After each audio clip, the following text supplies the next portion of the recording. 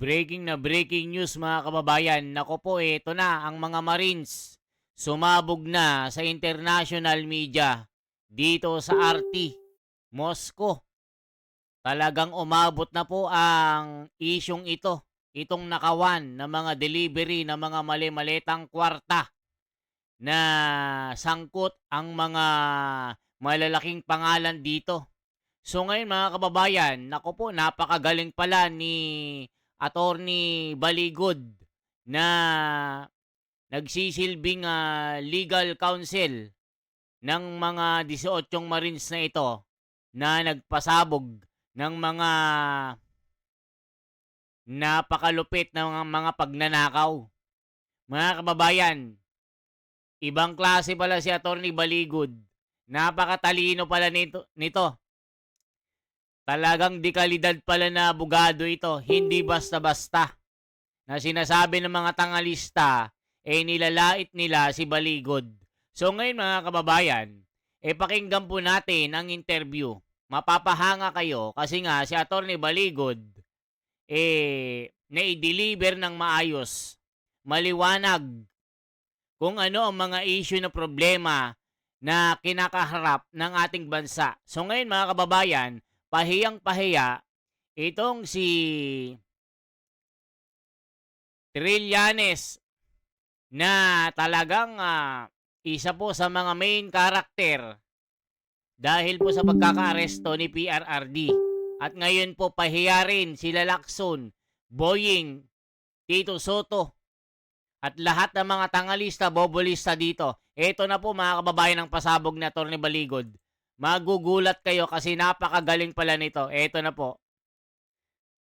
Supalpal lahat ng mga tangalista na hindi naliligo dito mga kababayan. Yan ang sabi ng mga komento. All right, next on the program here on RT, to the International Criminal Court we go, where amid the body's charges against the former president of the Philippines, Rodrigo Duterte, 18 whistleblowers have come forward documenting a massive trove of cash payments being made in secret. A Philippine lawyer has presented a sworn affidavit from 18 former armed services personnel of the Philippines who provided security amid the criminal investigation into President Duterte. The sworn testimony tracks bribes to foreign investigators with suitcases of cash covertly handed to them. As a reminder, Rodrigo Duterte was arrested a year ago upon his arrival to Hong Kong and transferred to The Hague. He's accused of crimes against humanity during his war on drugs between 2011 and 2019. Well, let's get down to the crux of the issue here. Crossing live now to attorney Levi Baligod, who presented a sworn affidavit from 18 current and former Philippine Armed Service personnel tied to this case in question. This is very intriguing. Mr. Baligod, good afternoon and welcome to the program on RT International. Yes, good afternoon, Mr. Rory Sochet, and good afternoon as well to all your viewers. It's a great pleasure to have you on the program today, sir. Just so I understand, you are the attorney representing 18 individuals who made claims of delivering suitcases stuffed with cash that were allegedly for funding an ICC probe into the former president, Rodrigo Duterte. Can you please help me understand and break that down? Over to you. Yes, these 18 former military officers were employed by former Congressman Saldico, who was the former chairman of the House Committee on Appropriations. And they were involved in the delivery of cash on several occasions to Mr. Trillanes, who was in charge with liaisoning with the ICC investigators here in the Philippines. So they know that large amount of money was delivered to Mr. Trillanes to support his collaboration with the ICC investigators here in the Philippines. So this sounds like good old-fashioned bribery, if I'm not mistaken. So if I understand this ICC or this official working for the ICC probe was accepting suitcases of cash to further his probe into his how he wanted it to work out. Help me understand this. No, to be fair, the 18 former soldiers did not see Mr. Trillanes actually handing money to the ICC investigators, but they know that large amounts of money were delivered to Mr. Trillanes, being the liaison of the political opponents of former President Duterte here. And then they also saw, being the security detail to the ICC investigators, that they only interviewed witnesses that were brought to them by Mr. Trillanes, and therefore it is a fair conclusion that there was no bona fide investigation that was conducted here. All their expenses, hotel accommodations, travel expenses, including the use of private vehicles owned by politicians who are publicly known as opponents of Mr. Duterte, were used by the ICC investigators. And we know that being investigators, they should not only be impartial, but should also appear to be impartial. Yeah. But that did not happen here in the Philippines. All right. So if I'm getting this correct, that some of this money is coming from former political opponents of Rodrigo Duterte. They want to make sure the ICC probe hammers down on Duterte and essentially gets him out of the political picture. But after these accusations came to light, Mr. Baligod, the ICC made a statement saying it operates independently and that it is exclusively funded through the court's approved budget. What is your response to that, please? Yes, that is the correct policy, that they should be independent. But that did not happen here in the Philippines. Yeah. They were wined and dined here. So how can they be neutral or impartial if they were hosted by known political opponents of the former president? I see. You know, gosh, you get into politics, it gets so dirty so quickly. Now, it is worth noting here, Mr. Baligod, that the Philippines withdrew from the ICC in 2019 after the court decided to open an investigation into Duterte. So what is the court's legal jurisdiction in this case? That is one serious problem here, because the Philippines withdrew from ICC in 2018, and the ICC residual jurisdiction should have ended a year after, or on March 2019. But the ICC investigators first came in the Philippines in December of 2023, or after almost 4 years, when the right of action already lapsed. So I don't know how ICC derived jurisdiction when its residual jurisdiction had already lapsed. Yeah, it's a very, very good point. I appreciate that, Levy. I wanted to ask you, you know, Duterte, when he was doing his war on drugs, I was working at CNN back during this, and he did, I thought he did a lot of good work. I know that, you know, some of the guys who were dealing the drugs in the Philippines, these were armed militant gangs. They had machine guns and all sorts of stuff. And Duterte was doing the right thing by trying to help society by cracking down on these narcotic gun-wielding gangs. But the problem is, Duterte became a problem in the eyes of certain Western players. I remember distinctly back in 2016, the former U.S. Secretary of State, John Kerry, he went for a lunch/dinner. Alam niyo mga kababayan, dito nga po na kasagutan niya si Barack Obama. Dahil nga po sa mga tirada din ng US noon, tapos sinasagot lang naman ni Tatay Digong at ayaw niya na napapakialaman ang polisiya ng Republika ng Pilipinas. So dito mga kababayan, dahil nga po sa kanyang polisiya sa war on drugs ni Tatay Digong na kanyang ipinangako during the time of campaign na wag nyo kong iboboto ha. Bantay ka mo. Kung ayaw nyong magtino, kung ayaw nyong mawala sa mundo, ganon. Magtino kayo. Magbagong buhay kayo. Iwasan ang pulburon. Pag hindi, yari kayo. Ayan. Ibinoto si Tatay Digong. Ayan. Yung mga addictus, benedictus, nangamote. with Duterte at the presidential palace. And the story goes that John Kerry, the former U.S. Secretary of State, gave Duterte, or tried to give him, a suitcase with $700,000 in cash. Duterte reportedly said no. Really pissed off John Kerry. Ever since then, Duterte's been a problem. What are your thoughts? Well, my observation about the former president is that he is not corrupt and that the drug war was a necessity to prevent the Philippines from being ruled by narco politicians, and that his warnings about killing drug lords and drug pushers in the Philippines was a statecraft necessity to discourage would-be criminals from continuing with their criminal trade. We also know that he was openly anti-American in his language, no? But he was just trying to push for an independent foreign policy, because we know that up to now the USA still has a strong influence that reticulates through our bureaucracy. Alam niyo mga kababayan, totoo yan. Ayaw lang naman ni Tatay Digong na maipit between the USA and the China. Gusto ni Tatay Digong na maging kaibigan lahat. Ayaw niya nang iisa lang. Kasi, ang gusto kasi ng mga kalaban ni Tatay Digong, pro-American.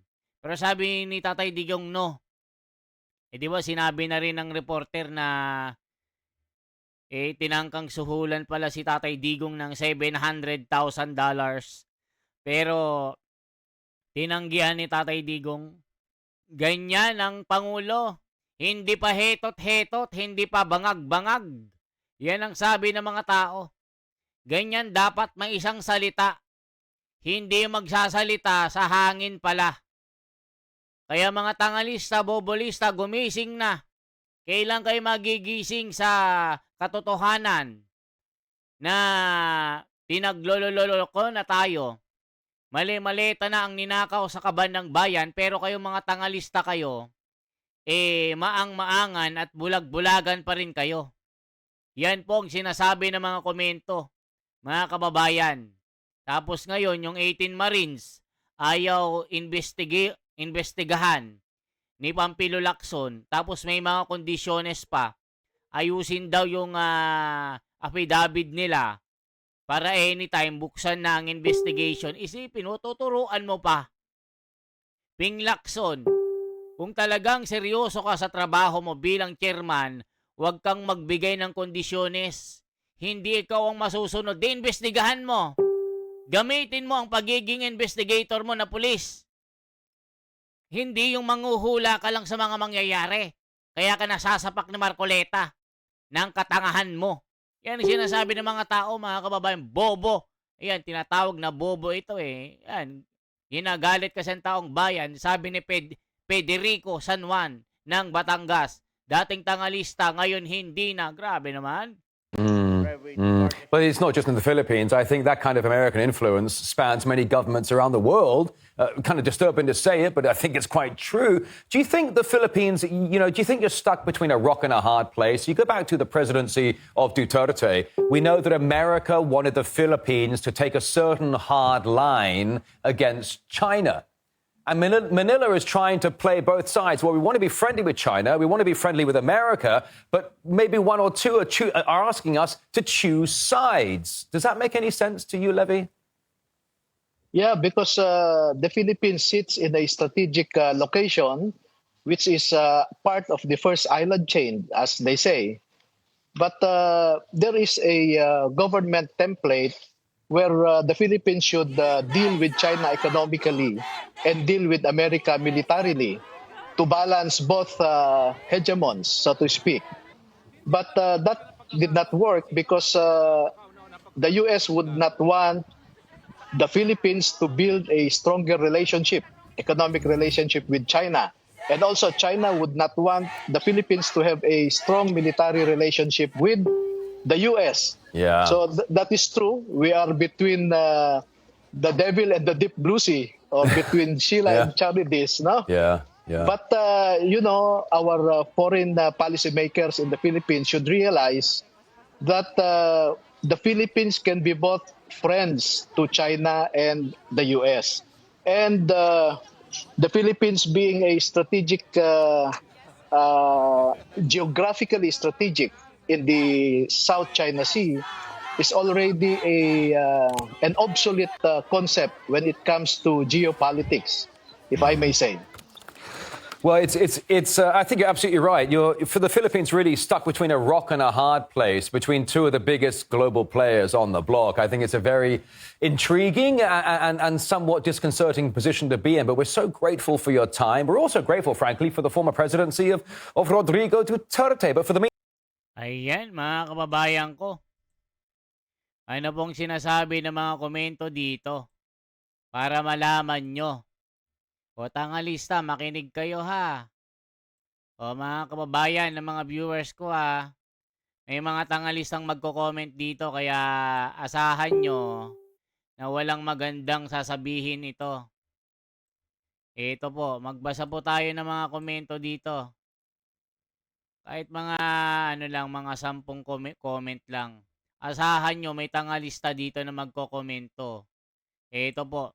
OMG, now the whole world knows. Nako po, mga kababayan. Congrats, Attorney Baligod. You are a good job. O, di ba? You are a good job, o. Dapat kasi imbestigan na lang para magkaalaman na. Heist Philippines. International Criminal Court ICC. The world is watching. Lisa Mura. Thank you for sharing, Prof. Ana Malindog Oy. And thank you to Attorney Levy for saying as it should be. And thank you, The Wonders Philippines. Yes, the world knows. Lisa Miura, yung MSM dito, napakatahimik sa issue na yan. Samantalang binabalita na sa buong mundo. Iba talaga pag nakatanggap ng maleta. Sabi ni Alakdang Gubat, Ma'am Ana, kindly indicate also your comment the exact date this interview was aired. Kasi parang nakalimutan po ibanggit eh. Ngayon lang ito, mga kababayan ko. Thank you, Attorney Baligod and 18 Marines, including Gutesa, who exposed the truth. Let this be known to the world. Nako po, mga kababayan ko. Ang lupit. Respect for Attorney Levy. Lahat ng sinasabi niya pawang katotohanan sa gitna ng kabalastugan ng gobyerno natin ngayon. Joy Lynn B. Suarez, Erico Marsan, we love you, Duterte, forever. Thank you, Attorney. Good job po. Now, the world knows the truth and nothing but the truth. Roche Ramos, JC3 Enterprise. Galing pala ni Baligod. Sinupalpal si Trillanes. Dumugo ang ilong ng mga tangalista, sabi dito. Supposed to be about the 18 Marines and the ICC. Related lang topic. The topic expanded to other unexpected questions and Attorney Baligod responded very well. May potential ka, Attorney Sir, higher position, please. Paktay na, Esperanza, na bunyag na all over the world. Nakakahiya kung magmatigas pa rin ang ICC. Ayan po, mga kababayan, mga matitigas at nakakagulantang na balita. Talagang napahiya sila Dilima Trillanes, sila Meme M na tangalista, sila Pinkilista dito. Talagang suportado ni Marcoleta ito, mga kababayan. For transparency, for a better democracy, mag-comment po, mga kababayan, sa mga masusugid nating taga-subaybay all over the world. I-like, i-share po ang ating video, mga kababayan ko, at i-comment nyo ang anong marireact nyo dito. Salamat po ng marami. Yan po ang ating pasabog at shoutout po sa lahat ng mga kababayan natin abroad. Lalong-lalo na sa Middle East, ingat-ingat po kayo. Pasensya na po kayo. Magtago-tago muna. Yan ang sabi ni Meme M. Libre naman daw tawag. Okay po, mag-pray na lang po tayo kasi alam nyo na, walang budget. na ibulsa lahat, na ilagay lahat sa maleta ng mga korap. Okay po, salamat.